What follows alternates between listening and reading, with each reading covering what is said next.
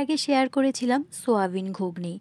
আজকে একদম নতুনত্ব একটি রেসিপি শেয়ার করছি, বিভিন্ন ধরনের সবজি দিয়ে ঘুগনির একটি রেসিপি। সোয়াবিন ঘুগনি আপনারা প্রত্যেকে যেমন ভালোবাসা দিয়েছেন, তেমনই আজকের এই রেসিপিও আশা করি সকলের খুব ভালো লাগবে। নমস্কার, আমি অর্পিতার খামখেয়ালি গল্পে আরও একবার সকলকে স্বাগত জানাই। আশা করি সকলে খুব ভালো আছেন, আমিও ভালো আছি। আজকে তৈরি করছি সবজি ঘুগনি রেসিপি।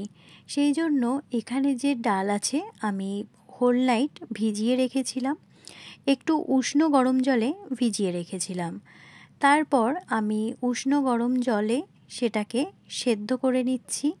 সেদ্ধ করার সময় লবণ ব্যবহার করেছি, যেন ডালের ভেতরে লবণগুলো খুব ভালো করে ঢুকে যায়, না হলে খেতে একদমই স্বাদ হবে না। ডালগুলোকে খুব ভালো করে সেদ্ধ করে নেব, কিন্তু খেয়াল রাখতে হবে যেন একদম গলে না যায়, তাহলে ঘুগনিটা খেতে কিন্তু একদমই ভালো লাগবে না। পার্সোনালি আমার ঘুগনির ডাল একদম গলে গেলে খেতে কিন্তু ভালো লাগে না।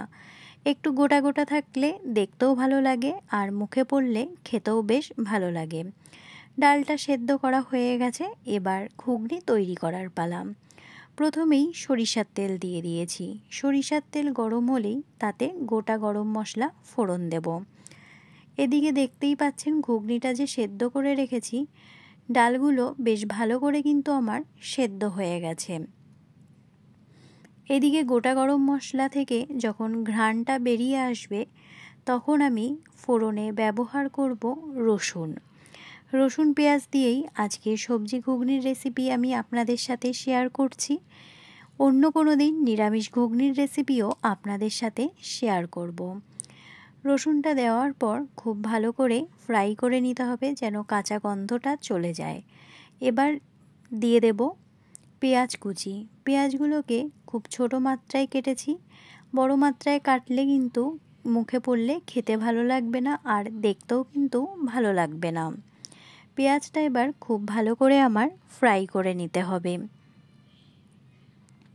আমার আজকের এই রেসিপি আপনাদের কেমন লেগেছে অবশ্যই কিন্তু কমেন্টের মাধ্যমে জানাবেন। আর যদি ভিডিওর কোনো অংশ ভালো লাগে, আমার পাশে থেকে যাওয়ার অনুরোধ রইল। এবার আমি ব্যবহার করব টমেটো। কেটে রাখা টমেটোগুলো দিয়ে দেব। টমেটো দিয়ে দিয়েছি এই কারণেই, টমেটো থেকে একটা জল ছাড়বে। তাতে কি হবে, পেঁয়াজটা আর মশলা দিয়ে দেব, এরপরে কষানোটা বেশ ভালো করে হবে, আর নিচে লেগে যাওয়ার কোনো সম্ভাবনাও থাকবে না। এই পর্যায়ে টমেটোটা একটু ফ্রাই করা হয়ে গেলে ব্যবহার করব কুচি করে রাখা কাঁচা লঙ্কা। আপনারা যে পরিমাণ ঝাল খাবেন সে পরিমাণ এখানে কাঁচা লঙ্কা ব্যবহার করবেন। আমি প্রত্যেক রেসিপি তৈরি করার সময় বলি, আমি পার্সোনালি ঝালটা একটু বেশি খাই, সেই জন্য লঙ্কার পরিমাণও একটু বেশিই দিয়েছি। এই পর্যায়ে ব্যবহার করব বেসিক কিছু গুঁড়ো মশলা। প্রত্যেক রেসিপি তৈরি করার সময় কিন্তু বলি, আমি হাতের কাছে থাকা একদম কম মশলায় যে কোনো রেসিপি তৈরি করার চেষ্টা করি, যাতে খুব সহজে আপনারাও বাড়িতে চটজলদি রেসিপিগুলো তৈরি করে নিতে পারেন। এখানে গুঁড়ো মশলা বলতে হলুদ গুঁড়ো, জিরে গুঁড়ো, ধনে গুঁড়ো, লঙ্কার গুঁড়ো, আর এখানে এক্সট্রা ব্যবহার করেছি গোলমরিচের গুঁড়ো। ঝালটা একটু ভালো হবে সেই জন্য গোলমরিচের গুঁড়ো ব্যবহার করেছি। এটি সম্পূর্ণ অপশনাল, চাইলে আপনারা কিন্তু এই গোলমরিচের গুঁড়োটা স্কিপ করে যেতে পারেন যদি আপনারা কম ঝাল খেতে চান। আর এখানে আরেকটা স্পেশাল মশলা ব্যবহার করেছি, সেটা হলো চিকেন মশলা। ফ্লেভারটা একটু ভালো আসবে সেই জন্য। কিন্তু হাতের কাছে যদি আপনাদের চিকেন মশলা বা গোলমরিচের গুঁড়ো না থাকে, আপনারা কিন্তু স্কিপ করে যেতে পারেন, সেক্ষেত্রে স্বাদের কিন্তু খুব একটা ফারাক হবে না। মশলাটা দিয়ে এবার বেশ ভালো করে আমার কষিয়ে নিতে হবে। কালারটা দেখতেই পাচ্ছেন কতটা ভালো এসেছে। এই পর্যায়ে যখন দেখতেই পাচ্ছেন মশলাটা থেকে তেল ভেসে উঠেছে, তখন ব্যবহার করব কেটে রাখা সবজি। এখানে গাজর, বিনস আর আলু ব্যবহার করেছি।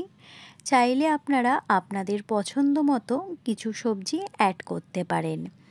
বা আপনারা যদি এখানে গাজর বা বিনস কোনো একটি স্কিপ করতে চান সেটিও স্কিপ করতে পারেন। এখানে মশলা সমেত সবজিগুলোকে আরও কিছুক্ষণ আমার ভালো করে ফ্রাই করে নিতে হবে, যেন সবজির যে কাঁচা গন্ধ সেটা যেন না থাকে। এই পর্যায়ে ব্যবহার করব সেদ্ধ করে রাখা ডালগুলোকে। ডালগুলো দিয়েও সবজির সাথে মশলাটাকে বেশ ভালো করে মিশিয়ে নিতে হবে।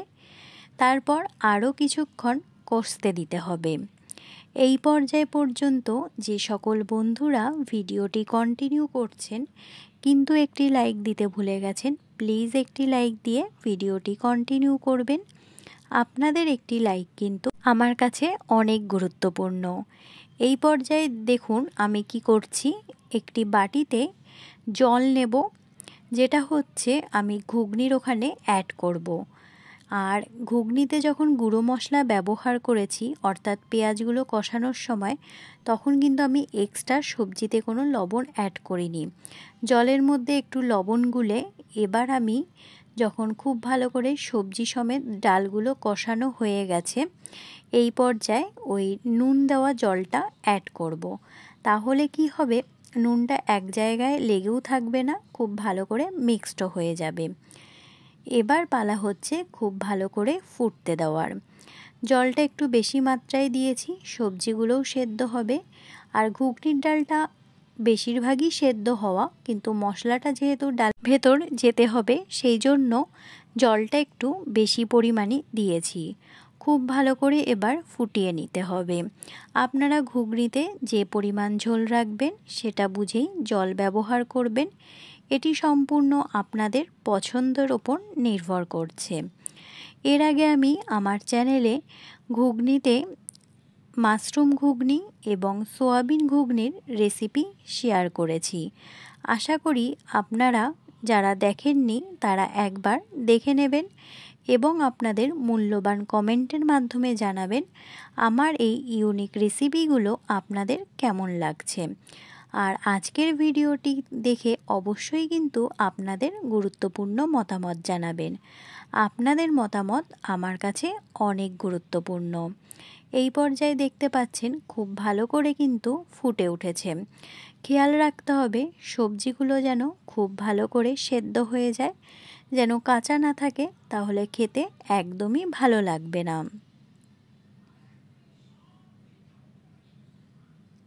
কালারটা কিন্তু ঘুগনির বেশ ভালো এসেছে। আজকে আমি একদমই স্পাইসি তৈরি করছি না, খুব হালকা পাতলাভাবেই রেসিপিটি তৈরি করছি।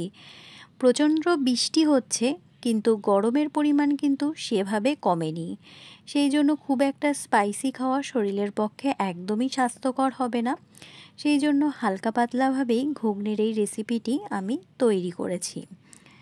এই পর্যায়ে দেখতে পাচ্ছেন যখন খুব ভালো করে ফুটে উঠেছে, নামানোর আগে আমি এখানে অ্যাড করব গরম মশলা গুঁড়ো।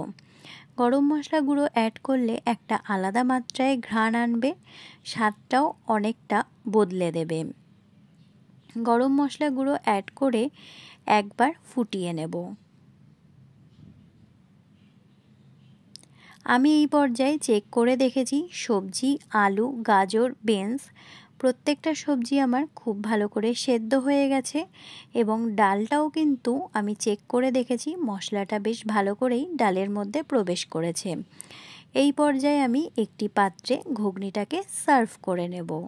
আমার আজকের এই রেসিপি আপনাদের কেমন লাগলো অবশ্যই কমেন্ট করে জানাবেন। ভালো লাগলে পাশে থেকে যাওয়ার অনুরোধ রইল। অন্য কোনো দিন অন্য কোনো ব্লগ ভিডিও বা রেসিপি ভিডিওর সাথে দেখা হবে। ততক্ষণ সকলে ভালো থাকবেন, সুস্থ থাকবেন, নিজেদের খেয়াল রাখবেন। নমস্কার।